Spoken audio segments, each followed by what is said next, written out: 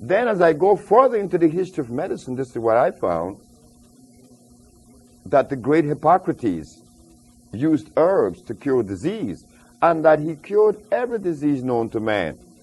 This man was curing every disease in Greece 365 years before Christ was even born.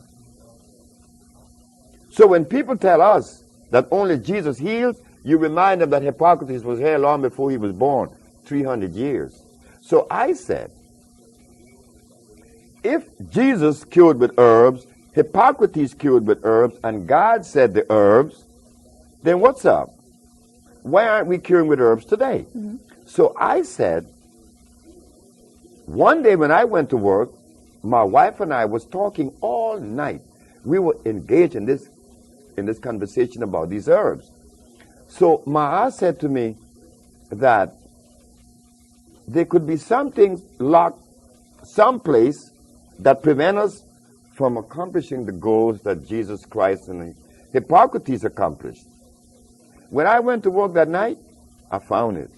I laughed. Oh, I was so happy. I was extremely happy because I said, it is required of us to maintain the pH at 6.9.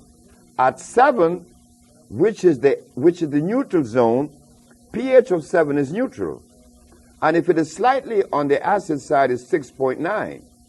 And the reason why we maintain the pH at 6.9 is to keep the tubes of the boiler clean, that there will be no life form in there. But if the pH is 7.1, oh, now you're going to experience life.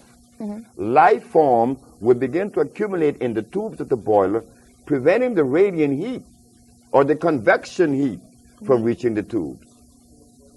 I said that if life was so powerful that it could exist in a temperature of 450 degrees, then the herbs that heal would have to be alkali on 7 plus instead of acid 6.9.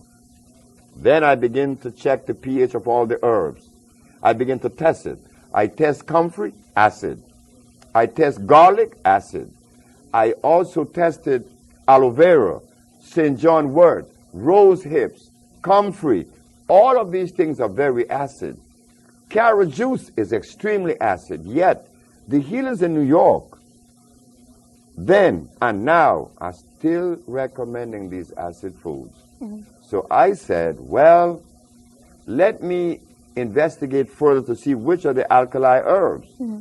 And I begin to see that burdock, yellow dock, also the elderberry, mm-hmm.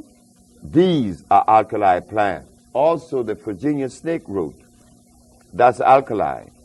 One has to know the herbs that are alkali opposed to the herbs that are acid.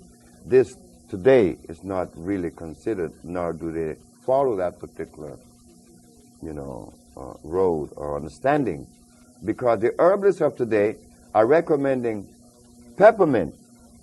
Peppermint is very acid. Mm-hmm. Peppermint freezes the brain.